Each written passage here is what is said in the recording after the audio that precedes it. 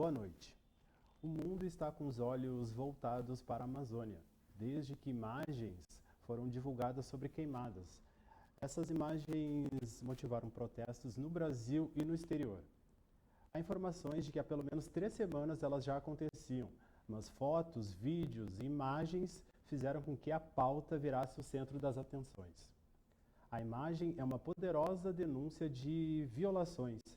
E é para falar da importância da fotografia e da promoção de direitos humanos que o Fundo Brasil faz esse debate online, convidando 3 fotógrafos que são especialistas, se dedicam ao tema de direitos humanos.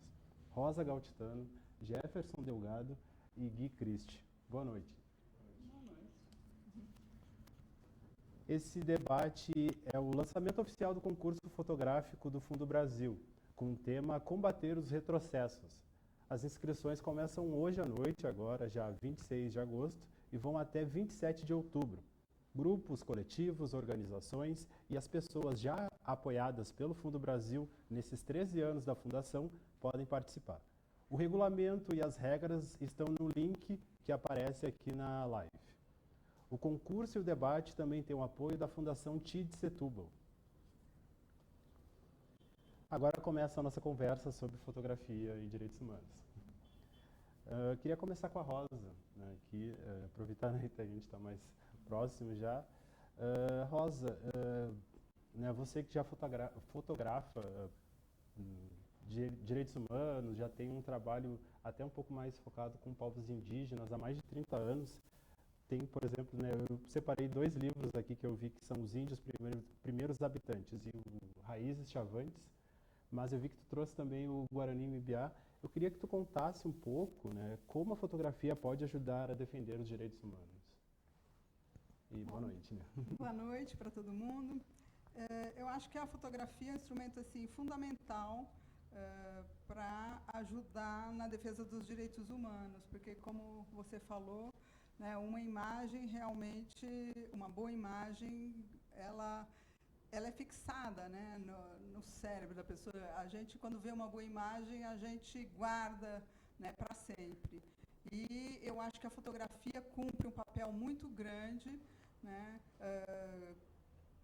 para assim, passar para a população, para as novas gerações, né, o que está acontecendo e assim, os problemas que a gente pode enfrentar e documentar.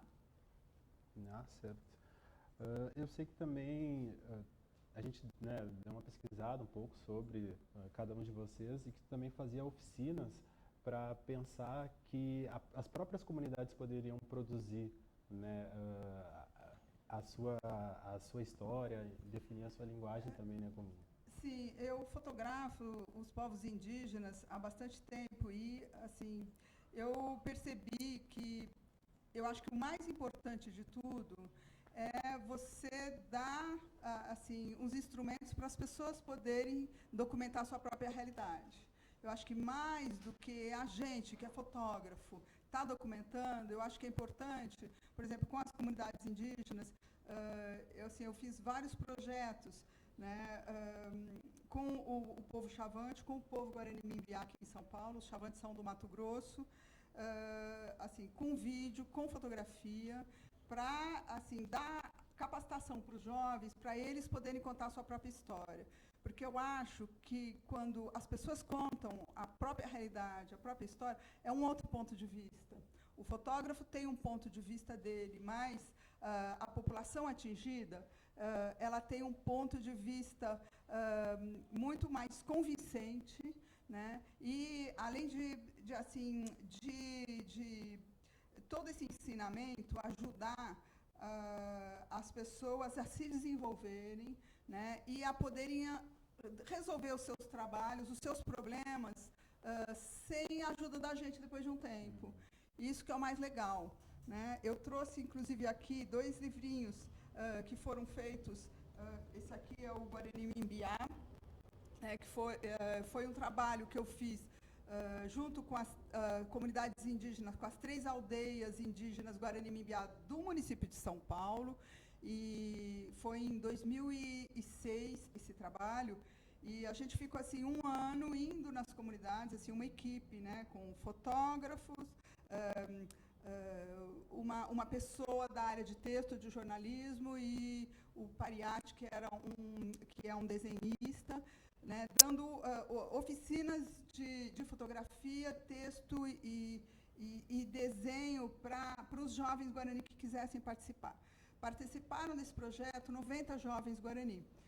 E o resultado desse trabalho foi uma grande exposição que a gente fez aqui no centro de São Paulo, dos Guaranis, como eles se enxergam, né, e como eu enxergo os Guaranis, porque os pontos de vista são muito diferentes. E assim, com esse trabalho, eu aprendi que é muito diferente você querer falar, né, de um determinado problema, de uma determinada população, porque o teu ponto de vista é diferente. Né? Principalmente com os índios, que têm uma realidade totalmente diferente, que têm uma cultura e um modo de ver totalmente diferente do jeito que a gente tem.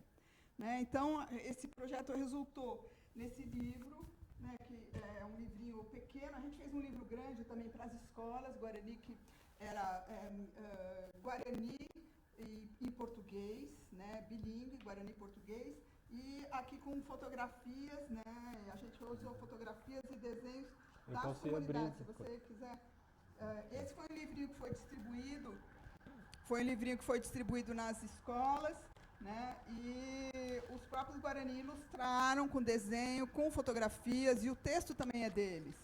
Né? Então, a gente foi muito interessante, porque a comunidade, ela se integrou no trabalho de verdade. Sabe?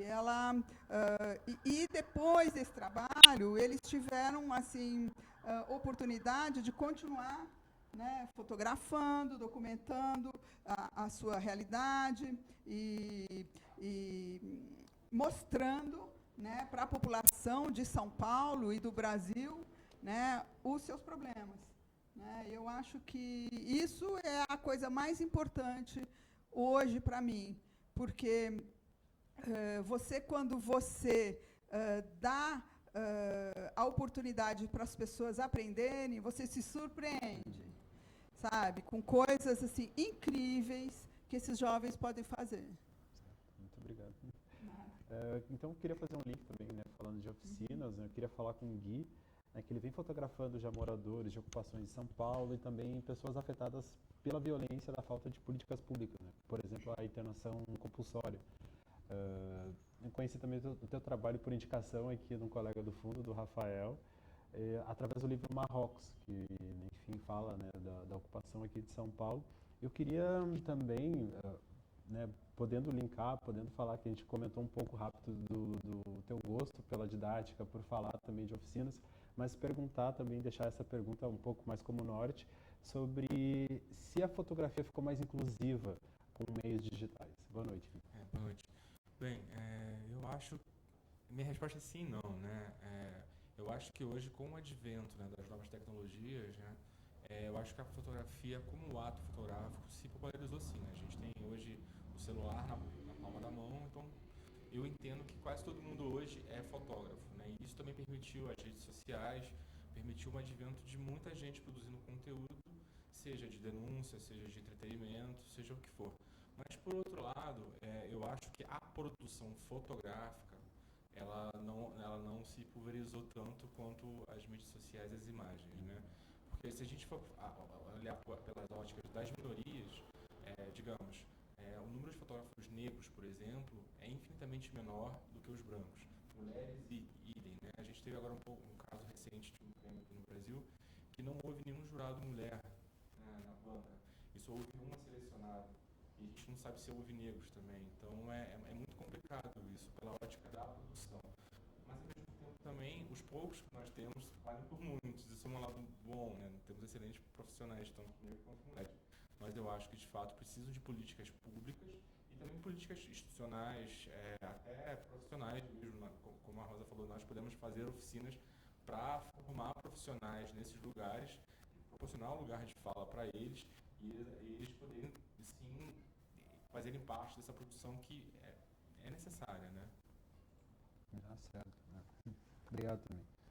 Só aqui. E Jeff, então o Jeff fotografa a cena musical das periferias aqui de São Paulo, como funk, e eu queria fazer uma pergunta sobre como driblar estigmas e escapar de estereótipos para poder ajudar a disseminar assim, outras narrativas, né, sobre movimentos mais populares.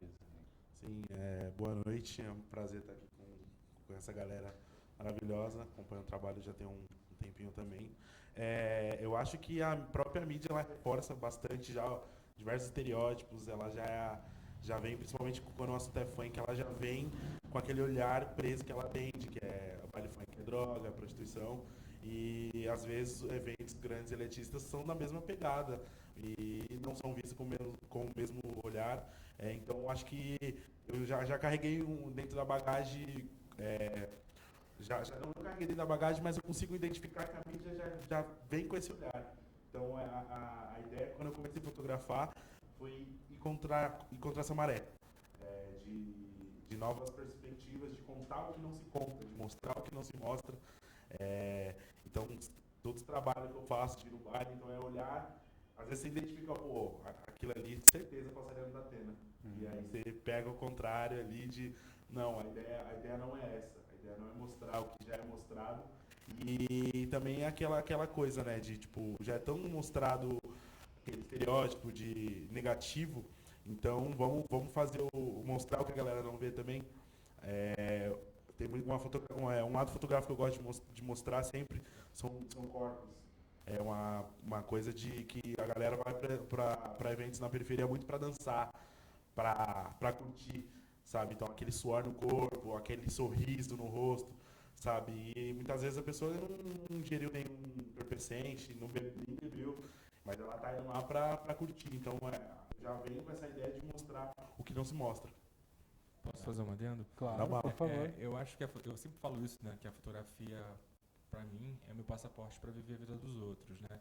E de certa maneira, infelizmente, eu sou uma minoria aqui no Brasil, né? Pela minha questão social, pela minha cor, pelo meu gênero, infelizmente eu sou uma minoria. E o que eu acho rico de você proporcionar o lugar de falar ao outro, de quem pertence àquele grupo, é exatamente mostrar essa resposta que o Jeff deu. Né, você poder mostrar de fato o cara que vai pro baile, a versão dele, o índio, a versão dele, do usuário de droga, a versão dele, do cara que ocupa um prédio porque não tem onde morar, a versão dele, né? E como a sociedade e a mídia de maneira geral rotula isso, seja por preconceito, seja para poder vender um produto, que a gente sabe que tem as linhas editoriais, também é uma coisa complicada. A mídia no Brasil hoje passa por um processo, a mídia mundial, né? Passa por um processo de crise, então, infelizmente, procura-se pautas especulativas, né? E você dá o lugar de falar ao outro, de fato, a quem pertence, eu acho que é fundamental para você poder ter a fotografia como um ato de resistência, como um ato de inclusão e como um ato de revelação, né? Porque é revelar de fato o que acontece numa camada da sociedade e as outras pessoas não veem, entendeu? Aproveitando um adendo, eu acho que quando você fala da crise da mídia de forma mundial, também é muito com o olhar que a mídia sempre teve. E se a gente pega o assunto oportunidade para jovens, para quem a propriedade de fala, né? Quando eu estava estudando jornalismo em 2017 na Enóis, eu sempre olhei muito o que tinha sobre periferia, sobre funk. Eu falei, eu acho que é o momento agora, com todas as oportunidades que está rolando, de falar sobre. Uma das primeiras pautas que eu fiz foi o fluxo do fluxo, que saiu no Altab, sobre a economia que rolava nos baile funk. Quem ia falar isso? Sabe, de quanto que grana estava rolando lá, não pela droga, mas sim por pessoas que abriam comércio dentro de Paraisópolis para vender bebida, para vender comida, para vender lanche na madrugada, para a galera que vai até o baile. E o quanto isso move dinheiro dentro de Paraisópolis, que Paraisópolis, toda vez que eu lá, eu falo pra galera, mano, vocês não moram numa quebrada, numa comunidade, vocês moram dentro de é quase um país isso aqui, porque a Giovanni Gronchi é aqui, o Morumbi é aqui, aí para entrar em Paraisópolis tem que descer. E aí parece um vale assim e tal, e tem banco, tem comida 24 horas, tem tudo lá dentro. E ninguém falava o quanto girava grana em Paraisópolis, assim, através do baile funk, que é um dos maiores que tem lá, que é 17. Então acho que foi um estralo que teve, e depois você começa a ver outros portais falando também, e outras pautas sobre funk rolar também. Eu acho que a ideia de essa parada de ter propriedade, de ter o olhar também, de falar de forma positiva também é uma coisa que torna a mídia brasileira sair um pouco dessa crise, apesar de todo mundo não apesar das grandes não apostarem assim, mas entendem que o real consumidor assim é muito jovem de periferia, é muita galera que não tem grana, né? Então, tipo, quando se vê representado de forma positiva numa mídia, eu acho que é um aspecto positivo. Nossa, certo. Muito obrigado. Eu fiquei pesquisando um pouco sobre o Favela Business, olhando, e eu até comentei um pouco, se puder falar, por exemplo, tinha um quadro que era o Como Surgiu, que falava de como surgiu a moda dos óculos, aí depois a moda dos guarda-chuvas, assim, e é exatamente isso, né? Demonstrando que existe muita coisa lá dentro, né? Enfim, né? É Paraisópolis, né? Isso, é. O Favela Business, ele surgiu antes de eu estudar jornalismo até, ele surgiu com um contato que eu tive com o audiovisual e a ideia de criar um documentário que falasse sobre os empreendimentos nas quebradas, sobre como movimentava a grana. E eu tive, através do documentário, eu pensei, vou criar um canal, Favela Business, o nome que dava o documentário acabou saindo uma websérie de 8 episódios que tem lá no canal sobre a galera que empreende, seja na fotografia, seja no brechó, seja em outros comércios da quebrada. E aí eu pensei, putz, estou com um canal de favela aqui, um dos poucos que tem no YouTube falando sobre isso. Então, mano, vou ficar atento a isso, vou sempre pensar na comunidade, sempre pensar na galera, ficar muito de olho nos meus amigos, o que está acontecendo. E aí fiquei um tempo parado por falta de produção, outros trabalhos também. Voltei com um quadro Como Surgiu, que aí é a parte que foi toda essa mochilinha que eu peguei de bagagem, pensando sobre como tudo tem muita cultura dentro do funk, dentro das quebradas, e é pouco falado. E hoje a gente tem portais grandes que conseguem sustentar isso, mas é pouco falar de forma visual, de ter um apresentador de quebrada falando. Então, Como Surgiu, ele vem isso. O mais louco é que eu gravo no estúdio super elitista, que fica na Paulista, no Chroma Key. Quando você vai pensar que um jovem tem acesso a um Chroma, a uma pós-edição, sabe? Então, o Como Surgiu, ele vem para contar tudo que é cultural, como surgem as coisas, porque a galera acha que é tudo do nada, né? Porque usa aquele óculos, porque leva guarda-chuva pro baile aqui em São Paulo, então ele vem muito para fortalecer a cena e para fortalecer a cultura também do funk e das quebradas também. Eu queria falar, então, rapidinho que o Fundo Brasil ele apoia iniciativas de grupos de defensores de direitos humanos voltadas a fortalecer uma comunicação popular e autônoma. Assim como o Jeff comentou rapidamente, a Escola de Jornalismo da Enóis é um dos exemplos, né? A Enóis fez parte do edital de jornalismo investigativo do fundo, que é de 2017, está em vigência ainda, e eles fizeram uma produção específica desse projeto apoiado falando sobre as mortes dos jovens periféricos aqui em São Paulo, e saiu no Intercept. Outro exemplo foi o Data Lab, que assim, semelhante como a Enóis, falou sobre a maré. Faces da Maré no Contemporâneo foi o projeto que eles tiveram apoio do fundo, contando da relação dos moradores da Maré com as violências que tem ao entorno, né, do complexo. E também falar sobre a Fundação Tite Setúbal, que é uma organização não governamental de origem familiar que atua para fomentar iniciativas que promovam a justiça social e o desenvolvimento sustentável de periferias urbanas. A TID é a nossa apoiada, estamos até no logo. E eu também queria lembrar a todo mundo que está assistindo aqui a live que vocês podem fazer perguntas, né? A gente tem um mediador, a gente vai passando aqui as perguntas para os convidados. Eu até fiquei sentindo um pouco mais de falta de realmente fazer o link sobre oficinas, né? Assim, né, a Rosa falou da importância de falar, tu tinha comentado ali antes, né, sobre isso, e o Jeff também teve uma oficina que foi importante, né? Queria que comentasse, né, esse teu gosto por também... Não, é como eu falei, assim, eu ao longo desses trabalhos que eu venho realizando, né, a gente vem sempre tentando criar oficinas, e eu sou cria de uma oficina. Eu participei de um projeto lá no Rio chamado Observatório do Povo, que foi criado por João Roberto Ripper, que era um fotógrafo do Globo, que, discordando da linha editorial do jornal, ele falou, não, eu vou dar um lugar de fala para o favelado, né? Porque ele falava assim, a favela ela é olhada pela elite classe média alta da Zona Sul, e o favelado ele não se retrata. Ele criou uma escola dentro da favela para poder mostrar isso, e eu pude participar como aluno convidado, apesar de não ser de comunidade. Fui indicado na época pela fotógrafa da PUC. Fiz parte do grupo durante um tempo, saí. E então, isso para mim foi uma coisa muito importante, porque ali, de fato, foi o primeiro choque que eu tive de realidade, porque eu convivi com uma realidade que não era minha, e vi quanto é importante você dar o lugar de fala para quem, de fato, precisa ser retratado, não eu como estrangeiro. E desde então eu venho sempre tentando fazer isso. Né? Então, por exemplo, hoje eu estou fazendo um trabalho de documentação do crack, né, da epidemia de crack que o Brasil vive, né, principalmente aqui em São Paulo, e a gente vem tentando implementar essas oficinas porque as pessoas entendem que, por exemplo, o usuário de crack é uma pessoa do mal, não entendem que a pessoa é uma pessoa, naquele momento, ela está doente e não entende que ela tem um histórico de vida, né, que muitas vezes ela leva para a dependência química, e depois que ela vai fazer, e você dando uma oficina de fotografia, você pode, por exemplo, documentar, ensinar as pessoas a documentarem o próprio processo dela de tratamento, como é o dia a dia dela na situação de dependência química. Você pode, ao mesmo tempo, também dar capacitação para eles poderem, ao final de um tratamento, se tornarem profissionais e, a partir disso, como a Rosa falou, terem autonomia para poder documentarem essa realidade que não é a minha, mas é a deles. Né? Eu também falo muito isso. Por eu não ter lugar de fala, quase sempre das realidades que eu trabalho, não invalida. Mas o bacana, no meu entendimento, é você dar esse lugar e fazer uma coisa que proporcione, né, para todos, né, informação.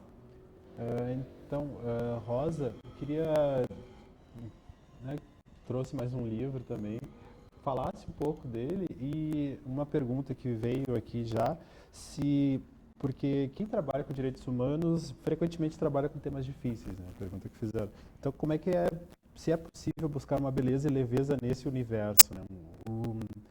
É um resultado que vocês almejam, assim, fotografar? Porque eu achei as suas fotos muito, muito, muito bonitas mesmo, e queria que tu comentasse um pouco disso, assim. Eu acho que a fotografia é um instrumento que para a gente se expressar. Né, como pintar, como é escrever, né, é uma arte. Eu acho que você fotografar procurando a beleza nas coisas, procurando um bom enquadramento, uma boa luz, né, fazer uma foto que ninguém fez, fazer uma coisa diferente, é um exercício, né, de expressão. Né? E, ao mesmo tempo, eu acho que, né, você pode juntar duas coisas. Né? Eu venho do fotojornalismo. O fotojornalismo, você fotografa o fato, né? Aquela coisa que está acontecendo naquele momento. Mas você também pode juntar o seu olhar nisso. Né?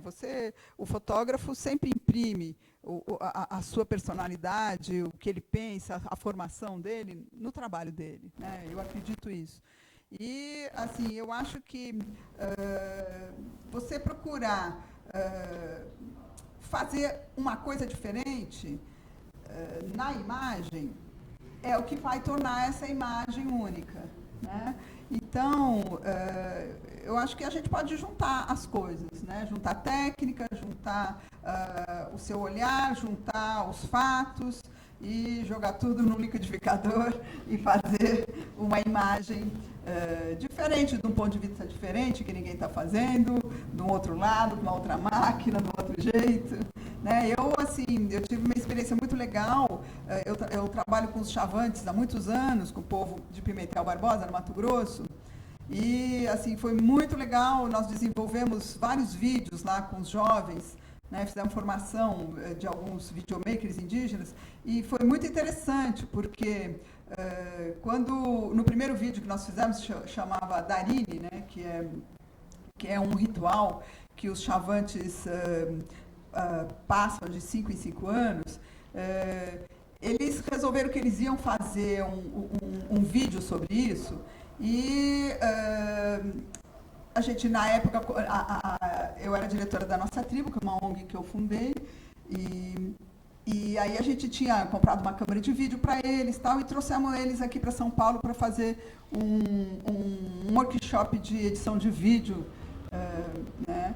E foi muito legal, porque eu organizei da seguinte maneira: eu fazia a produção geral, mas eles vieram com o roteiro, eles vieram com as imagens, e as pessoas que estavam ajudando na parte técnica, né, para ensinar eles a fazer edição, O meu pedido foi: ninguém interfira, né, no que eles querem, na história deles. Né? Eu gostaria que ninguém interferisse no modo deles contarem. E aí foi muito assim, foi um risco grande, eu também estava assim, pagando para ver. Mas o resultado foi incrível. Esse filme da Aryne é um filme de 45 minutos, ele ficou tão interessante, porque os meninos vieram, eram 2 jovens, o Caio e o Ayacel, o Jorge Protodi. Eles vieram com todo o roteiro na cabeça, não tinha roteiro escrito. Então, na época, a gente era parceiro da Universidade Metodista Rádio e TV, e aí o professor veio para mim e falou: Rosa, mas cadê o roteiro escrito? Eu falei: não tem roteiro. O roteiro dos índios está na cabeça. Ele: mas como não tem roteiro escrito? Eu falei: deixa que eles são assim. Os velhos lá falaram para eles o que eles têm que fazer, eles estão com aquilo na cabeça, eles sabem, eles estão com as imagens, eles vão fazer. E a gente estava esperando o resultado, né? O resultado foi incrível. Esse vídeo foi selecionado para a Mostra de Cinema de São Paulo. Foi incrível. Quando os professores viram, ficou todo mundo de boca aberta. Gente, que incrível. Porque eles contaram a história do ritual do ponto de vista deles, que é um ponto de vista de quem está dentro, né? Quando a gente fotografa, a gente está vendo de fora, né? Por mais que você queira interagir, você está vendo de fora, né? Você é um observador. Mas eles não, eles contaram com uma outra visão. Foi incrível, tanto é que o filme foi selecionado para uma cinema de São Paulo. Então é isso que eu vejo, eu acho que dá liberdade para as pessoas se expressarem, para elas fazerem o ponto de vista delas. Eu acho que isso é primordial. Para vocês, como é que é ver a beleza nas fotos? Eu acho que... Tá rolando áudio aí? Eu acho que o ambiente que eu fotografo, assim, muitas vezes ele é carregado, assim, como pessoa falando, de energias, porque é muita gente, é um baile funk, vem muita gente até de outros estados para conhecer, mas eu consigo, através do olhar, assim, como eu já vou com esse olhar de não estereotipar, pegar de forma aberta tudo que está acontecendo, já consigo trazer nas fotos algo leve, sentimentos, expressões, e ultimamente eu tenho afinado muito isso, meu olhar, assim, para coisas que está acontecendo. Eu tenho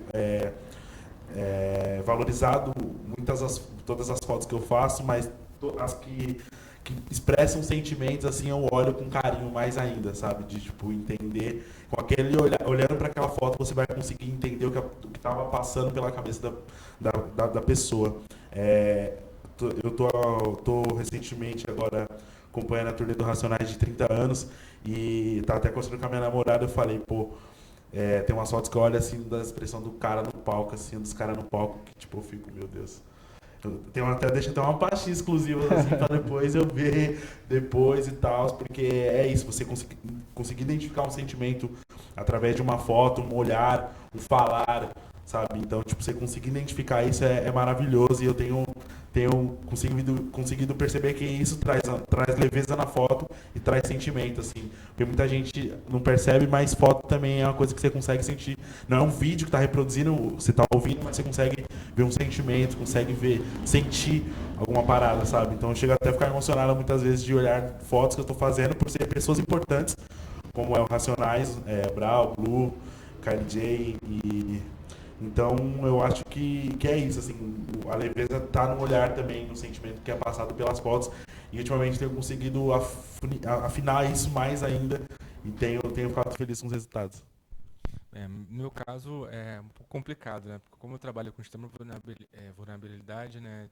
Seja numa ocupação, seja no crack, eu há pouco tempo fui para o sertão fotografar hanseníase no Brasil. O Brasil é o terceiro país do mundo, né, em caso de hanseníase, e o brasileiro ignora esse fato. Eu, na verdade, falar de foto bonita, eu não consigo, sendo bem sincero, assim, eu falo de foto contundente, foto coerente, né?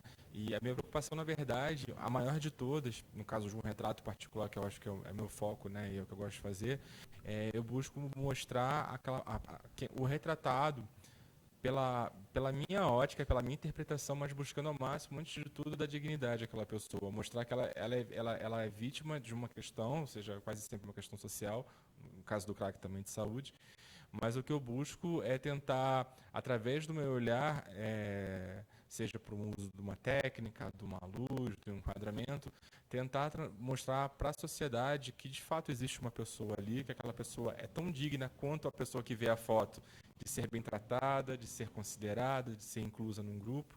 E o que eu busco esteticamente é essa força, assim, sabe? E mais uma coisa também que eu falo muito, que é o advento, uma vantagem das tecnologias, né, é que a gente chama de narrativa, né? Eu acho que o meu trabalho é muito difícil você analisar o trabalho por uma foto, né? E hoje, como a gente produz muito, isso permite a leitura do meu trabalho por um conjunto. Então, eu como trabalho com populações, então eu consigo fazer uma coletânea, né? Eu chamo isso de estudo tipográfico, né? Então, no caso da ocupação que eu documentei, que era o Marrocos, eu fiz um levantamento de 3.000 pessoas, sempre na mesma posição, para mostrar quem são aqueles moradores do prédio, quem são os pais de família, quem são as mães de família, quem são os trabalhadores que estão ali. Não os vagabundos que a sociedade rotula e acha que são, mas são pessoas que, infelizmente, precisaram ocupar um prédio de forma ilegal para ter o direito à moradia. E no caso do CRAC, eu venho fazendo a mesma coisa, eu venho fazendo esse levantamento tipográfico. Óbvio, eu uso uma luz de estúdio. Aí sim, também tem uma questão mercadológica, porque é diferente dos dois, a minha formação é em Belas Artes,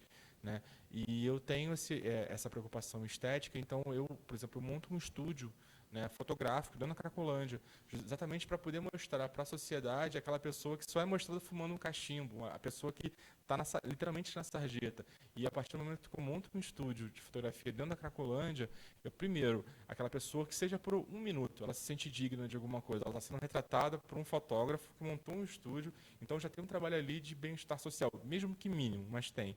E também o uso da estética de uma forma diferente proporciona. Aquela foto, às vezes, está num lugar, por exemplo, essa semana que se passou foi a principal feira de fotografia de venda, né, de fine art, como a gente chama. E tinha uma foto de um senhor em situação de rua, em situação de dependência, enorme, com mais de 1 metro na foto, e a foto, felizmente, foi comprada, né? Então, assim, isso proporciona o debate, proporciona o acesso a essas imagens a circularem em lugares que elas não teriam se dependesse dessa linguagem da mídia do dia a dia. Então, essa leitura artística proporciona isso, entendeu?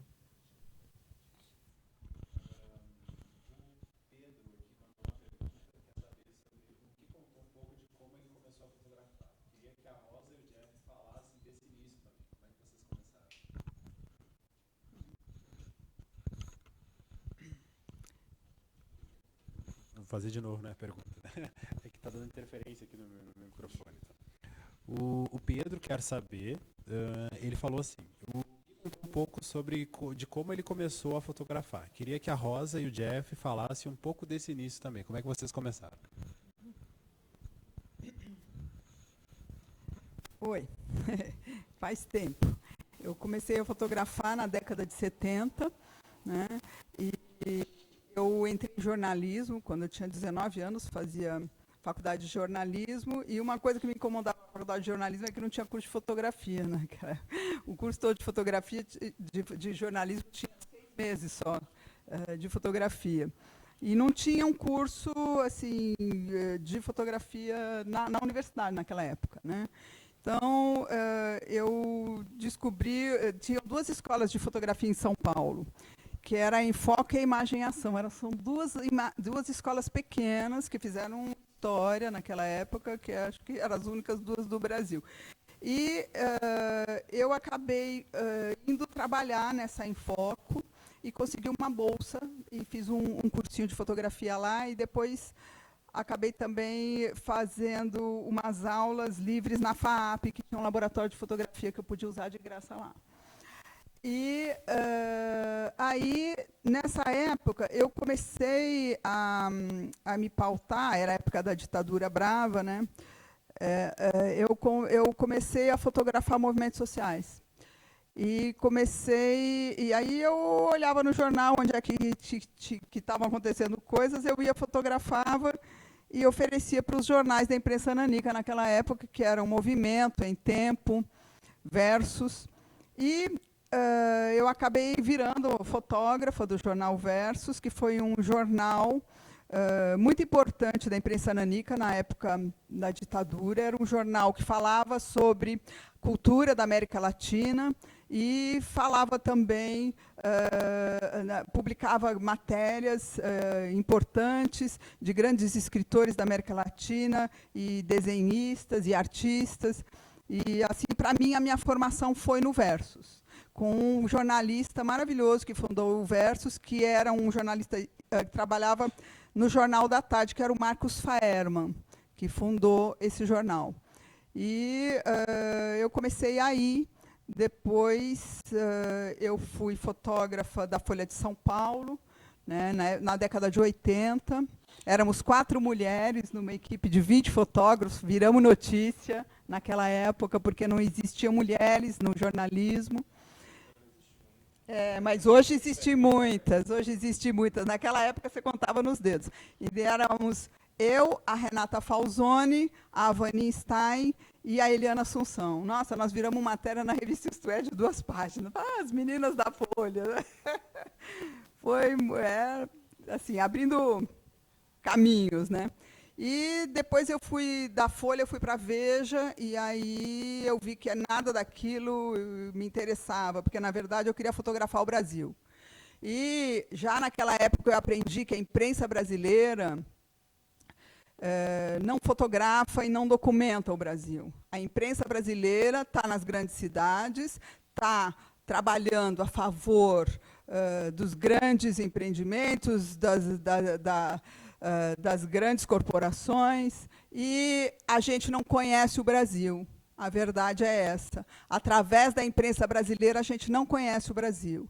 E aí eu fundei, naquela época, com outros fotógrafos, o Emílio Luiz e o Ed Vigiani, uma agência chamada Fotograma. Eu saí da Veja e fui trabalhar por conta, né, nessa agência Fotograma. Fiquei lá por 18 anos. E aí, sim, a gente se pautava, e foi quando eu comecei a trabalhar com as comunidades indígenas. A gente se pautava, vendia as pautas para as redações dos jornais e revistas. Naquela época, os fotógrafos conseguiam viver do seu trabalho, né? Eu consegui criar minha filha, comprar minha casa, trabalhando com fotografia. Hoje em dia, as coisas estão bem difíceis, né, na profissão de fotógrafo. E essa foi a minha formação. E aí eu comecei a me pautar cada vez mais fotografando as comunidades indígenas, porque eu fui cobrir o encontro de Altamira, que foi em 1989, que foi um grande encontro organizado por ONGs e pelos povos indígenas, principalmente os caiapós, contra a construção da usina de Belo Monte, que aí está fazendo horrores, né, hoje, em Altamira. Né, toda essa história toda vem de muitos anos. Altamira está aí agora construída, e vocês devem ter visto nos jornais essa semana que os maiores pontos de incêndio no Brasil foram em Altamira, na região de Altamira.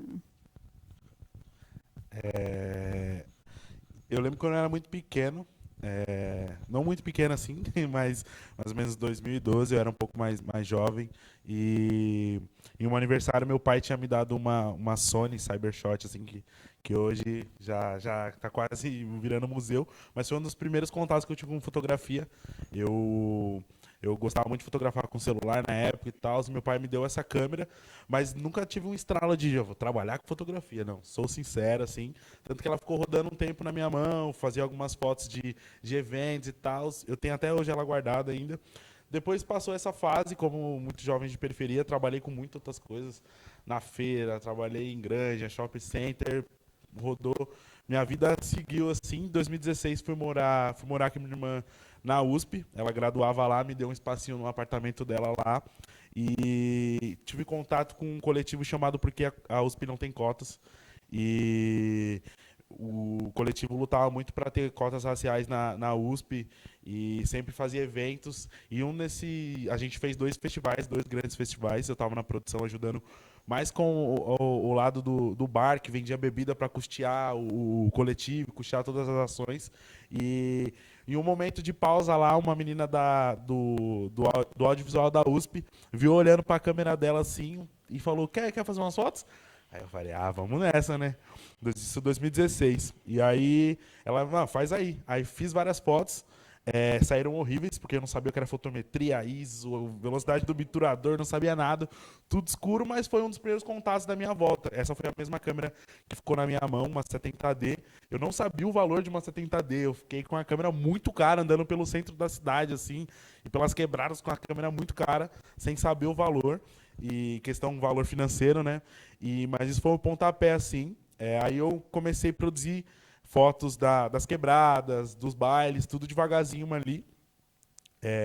Fiquei em contato com duas artistas, duas DJs, duas produtoras de conteúdo, Tashi e Tracy, que são duas mulheres muito conhecidas hoje na cena do rap, do lifestyle, que são grandes pessoas na periferia que movimentam muita coisa na Zona Norte de São Paulo. Comecei a acompanhar elas, seja nas festas que elas faziam no Jardim Peri, ou até em outras casas mais elitistas que elas tocavam também tiveram acesso.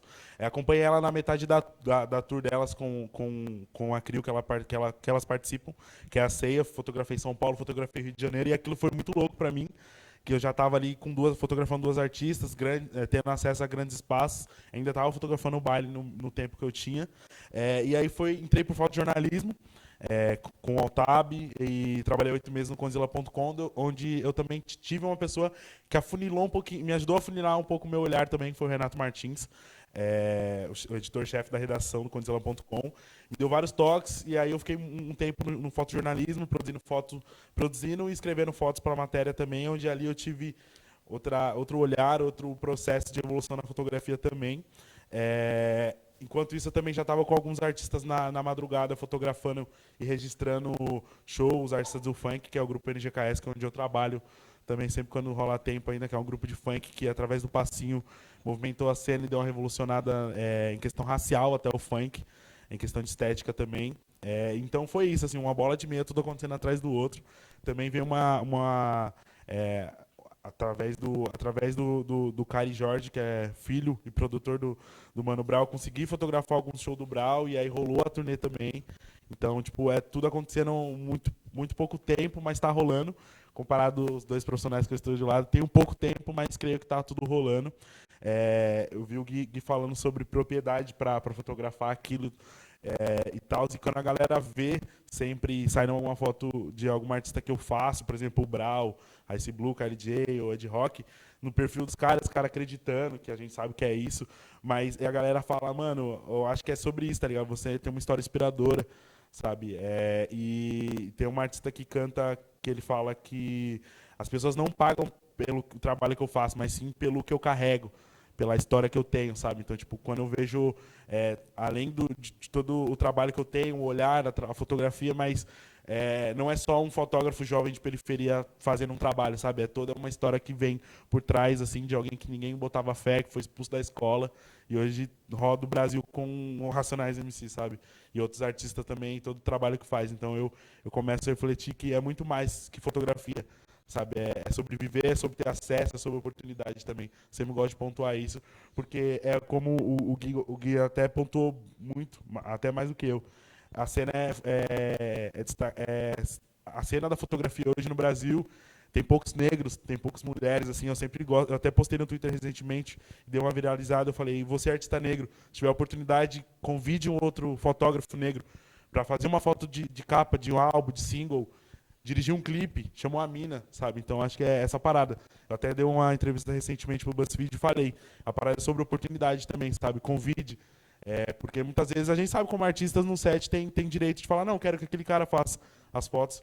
Então eu falei sobre isso porque é sobre oportunidade também e sobre acesso. Muito obrigado. Eu queria só aproveitar também o gancho da Rosa, né? Porque estava falando que a gente não conhece o Brasil. Eu acho até bacana da gente aproveitar para lembrar que o fundo, né? O Fundo Brasil, ele apoia grupos pelo país inteiro, assim, né? Das 5 regiões, e os incentiva através desse concurso, por exemplo, né? O concurso fotográfico, né? Que é feito para as organizações demonstrarem também e, né, enfim, ter mais espaço. Eu já queria emendar. Eu achei muito legal isso que vocês três trouxeram, né? O Gui pontuou, mas os outros dois também falaram sobre ver o seu trabalho como um conjunto, né? Porque eu acho que quem acompanha fotógrafos gosta de fotografia, eu gosto daquela foto, dessa foto, né? E vocês os três estão falando da importância dos conjuntos. queria que vocês falassem, dessem algumas dicas para um fotojornalismo para defensores de direitos humanos. Não sei quem gostaria de começar. É um pouco complicado, mas na verdade eu acho que a grande dica antes de tudo pensar, em tentar entender a história que você quer contar e tentar entender com quem você quer dialogar, né? Eu acho que eu tenho uma frase quando eu dou aula, eu falo, não adianta vender sapato para quem quer comprar chinelo, né? Então eu acho muito importante você tentar entender. Então, assim, por exemplo, felizmente eu tenho uma carreira que me jogou para fora do Brasil. Então hoje basicamente eu fico aqui no Brasil contando história para fora. O meu recorte é um recorte, óbvio que eu faço o que eu gosto, que me toca, mas é um recorte pensando no público estrangeiro, que não é o mesmo olhar, não é o mesmo interesse do público nacional. Como a Rosa foi muito feliz em falar, o brasileiro, a mídia brasileira não mostra o Brasil. O brasileiro não conhece o Brasil. Se a gente vai falar de Amazônia, a pessoa acha que a Amazônia é uma coisa só, e são vários lugares. O sertão, a pessoa não conhece. A favela, a pessoa não conhece. O centro de São Paulo, a pessoa não conhece. Então, eu acho que é isso, é tentar entender o que é aquela história, o que você quer falar e como falar para aquele público. Desculpa. Quer que eu repita, gente? Não, tá tranquilo. Eu acho que o Gui pontuou muito bem, e a gente estava até conversando no café que a gente estava tomando ali sobre como ter acesso a lugares que é difícil ter acesso, né? Muitas vezes eu imagino a treta que é para entrar dentro da Cracolândia, e toda a burocracia que deve ter, então sempre conto que algumas vezes que eu fui em Paraisópolis, fui em outras quebradas com uma câmera e tal, com um tripé, assim, minha namorada sempre fala que você sai com um tripé, em São Paulo é até tranquilo, no Rio de Janeiro é capaz de confundir com um fuzil, e é poucas, assim, tanto que Rio de Janeiro coloca uma capa nesse tripé aí, meu Deus, e olhe lá, porque é 1000 graus. Em São Paulo é menos, mas entrar numa comunidade, uma câmera, é sempre 1000 graus, assim, é um negócio doido. Eu lembro que eu estava produzindo a Fluxo do Fluxo, e aí chegou o cara lá de Paraisópolis e falou, o que é isso? Pediu pra quem? Então, tipo, sabe, eu sempre gosto de pontuar, assim. Então, recentemente também teve um fotógrafo que fotografava estádio e uma empresa de streaming queria que ele fizesse foto de baile funk. E ele veio me contactar e, tipo, pedir acesso. Eu falei, mano, eu acho que não é sobre isso, tá ligado? E volta a ressaltar o que o Gui sempre pontuou aqui, é sobre ter propriedade. Eu acho que hoje tem muita gente fazendo coisas que tem propriedade para fazer, sabe? Não era mais fácil a empresa dar um salve e vamos fazer, do que trazer um cara que fotografava estádio pelo país inteiro, que talvez, provavelmente não veio de quebrada, nunca teve acesso a uma quebrada, e colocar ele para entrar, e aí ele achava que ele tinha uma visão super estereotipada, acabou não rolando o job e passaram por outra pessoa. Mas enfim, eu acho que é isso, assim, ter acesso ao que você quer contar é o primeiro bloqueio que vai rolar.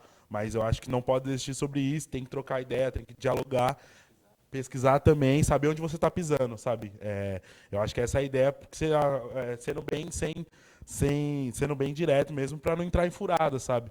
Mas eu acho que a ideia é essa, o momento do país, eu acho que é o momento da gente contar nossas verdades e apresentar o nosso mundo para que, muitas vezes, o próprio brasileiro saiba daquilo que ele não sabe. Porque é isso, pô. A Rosa foi maravilhosa, e falar que o brasileiro não conhece, assim, muitas vezes as pessoas, em Morumbi, ali, Paraisópolis é um belo exemplo, que aqui é uma região super, tem grana, e aqui tem gente que não tem saneamento básico, sabe? Então, acho que a ideia é essa, sim, mas saber onde você está pisando, sabe? Chegar tranquilo, chegar com calma, pesquisar bem também, exato, respeitar, chegar devagar, eu acho que essa é a ideia, assim, sabe? Essa é a dica que eu dou, e não desistir, assim, eu acho que no meu pouco tempo de fotografia eu já passei por poucas e boas, assim, até comentei na rede social recentemente falando que é isso, no começo era difícil acessar, ter acesso, era segurança batendo no seu peito falando que você não vai entrar, e hoje tá mais tranquilo, mas mesmo assim que sei que vou enfrentar muito problema ainda. Só fazer um adendo, assim, uma coisa que o Jeff falou também, em relação ao respeito. Várias vezes eu vou para os lugares, ainda mais começando uma pesquisa, eu não levo câmera. Primeiro, eu faço questão de ser aceito por aquela comunidade, por aquele grupo. A partir do momento que aquele grupo me entende que eu estou ali para colaborar, não para usurpar a imagem ou deturpar, aí sim eu começo a fotografar. Então, eu acho que o respeito, inicialmente, é uma grande dica também. Entender e ser entendido. Acho que isso é fundamental. Total, assim, Paraisópolis, no meu início em Paraisópolis, que é tem 2 bailes funk muito famosos de lá, eu fui sem câmera, troquei ideia, pedi para um amigo fazer contato primeiro e passar, não, o Jeff é tranquilo, apesar de trabalhar com jornalismo, que está acostumado a meter o pau no funk, não, ele sempre fez contra a maré. E aí troco uma ideia, vamos tomar um suco, vamos bater um papo, qual é o seu trabalho? Eu acho que a ideia é essa, a galera que quer muitas vezes eu vou até usar a palavra consumir daquele conteúdo, daquele público, vai sempre, já vem com tudo, câmera, equipamento, não troca uma ideia, não bebe uma água com a galera, sabe? Não troca um... Exato, então acho que a ideia é essa, assim, o audiovisual, eu sempre falo isso, jornalismo é audiovisual, a galera da quebrada está acostumada a saber que metem o palma. Então, às vezes não tem foto de baile. É sempre o cara ali do jornal que vai aqui, ó, escondido, grava, sabe? Então hoje eu tenho acesso aos grandes bailes de São Paulo para fazer foto tranquilo em cima do paredão, sabe? Tipo, lá mesmo, a galera saber quem é. Muitas vezes eu tô andando pelo fluxo assim, você que não é fulano de tal, gosto do seu trabalho. A última vez que eu fui na 17, uma menina bateu no meu peito e falou, mano, seu trabalho é da hora, eu acompanho. Eu acho que é isso, sabe? Tipo, o público daquele lugar saber quem você é, como você trabalha e te admirar. Eu acho que isso é a melhor coisa que pode acontecer, sabe? Ter reconhecimento dentro da própria quebrada. E é isso, assim, chegar devagar é a ideia. Eu concordo com os dois. Eu acho que você não entra na casa de uma pessoa sem bater na porta, né? Eu acho que é isso.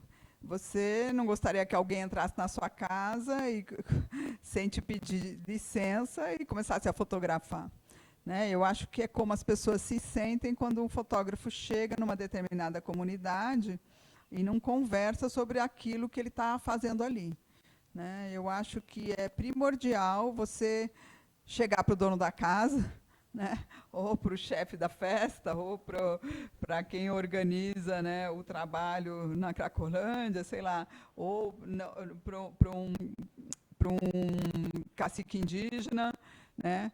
E chegar e conversar e explicar o que você está fazendo ali, para que você vai fazer aquele trabalho, como que você vai fazer aquele trabalho, o que você está pensando sobre aquilo.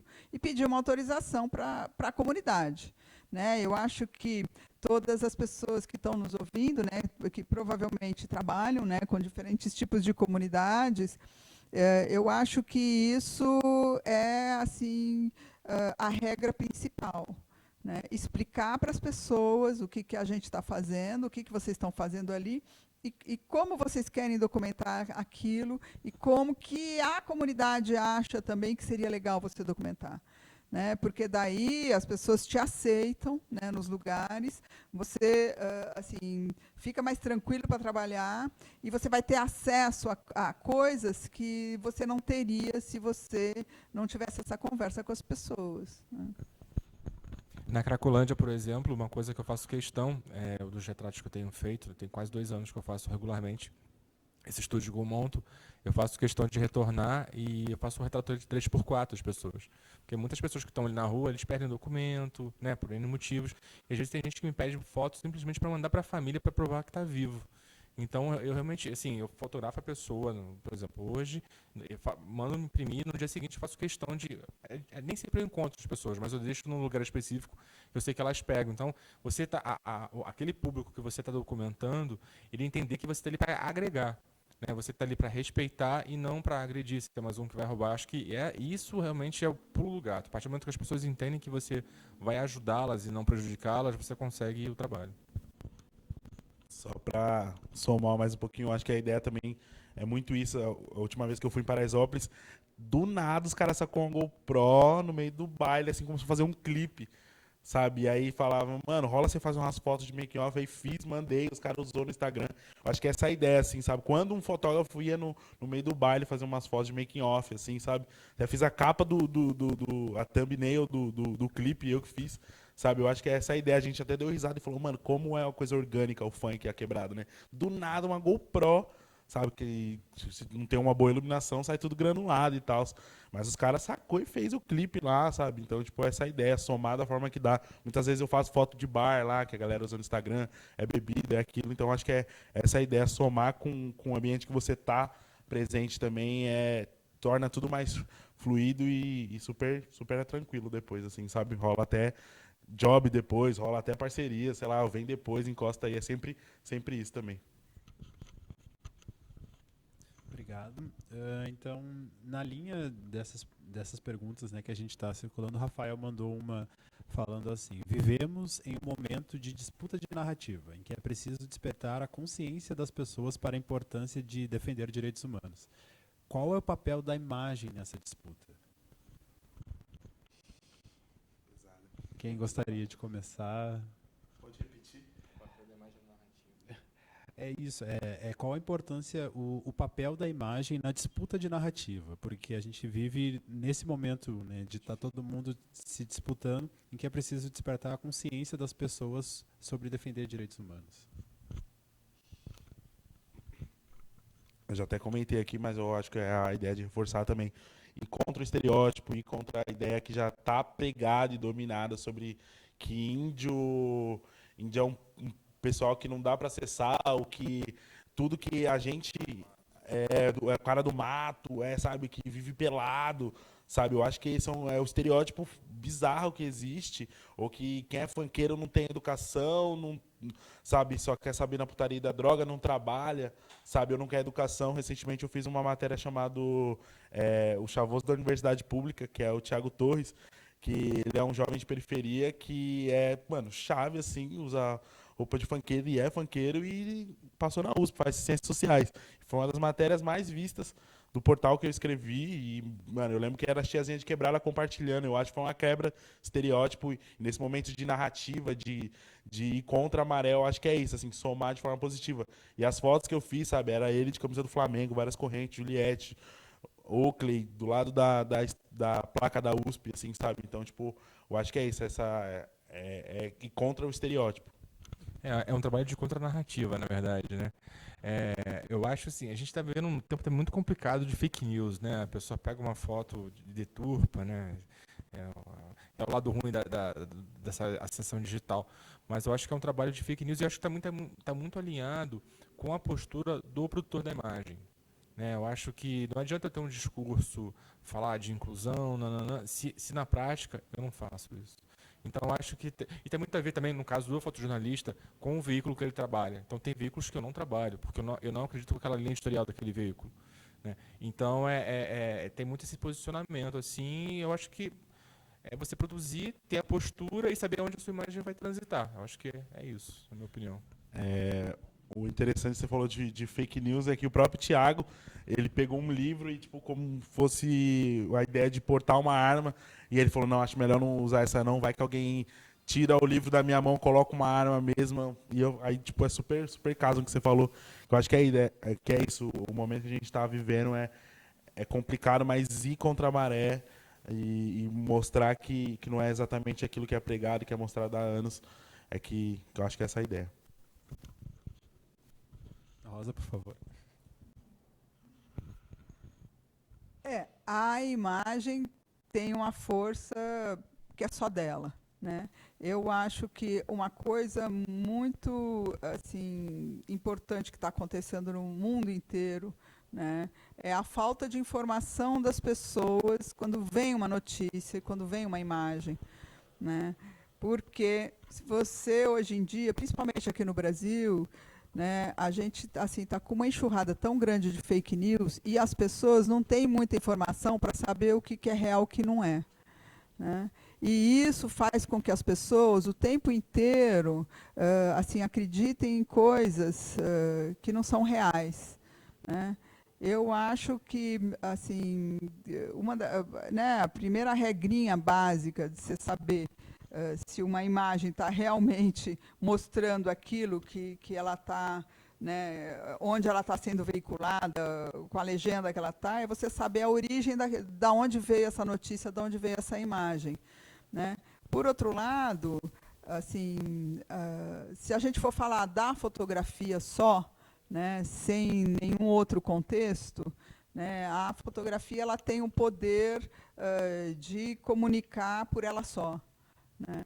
Então tem esses dois lados também. Eu acho que assim o que está acontecendo hoje aqui, que eu vejo, as pessoas estão muito confusas, as pessoas não têm informação, e nós vivemos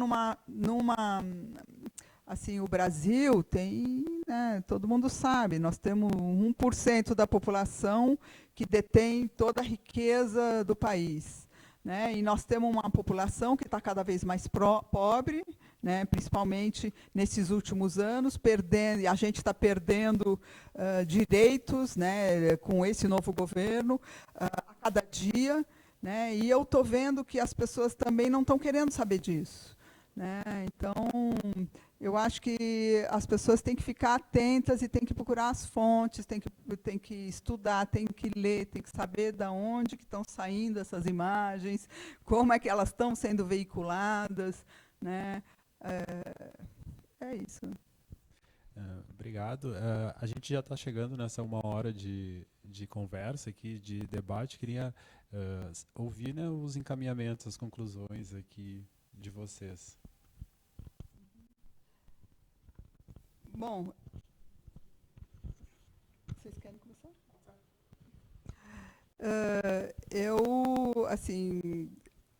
Eu acho que todo mundo, hoje em dia, com um celular, é capaz de fazer uma boa foto. Isso, a tecnologia hoje, ela trouxe isso para todo mundo. Isso é uma coisa que eu acho muito legal, né, porque assim, até o meu neto, que tem 7 anos, a minha neta, que tem 3 anos, pega o celular e fazem uma foto legal. Né? E eu acho que o principal de você fazer realmente uma foto dentro de um trabalho social, de um trabalho de direitos humanos, é você ver o que você está passando de mensagem através dessa foto.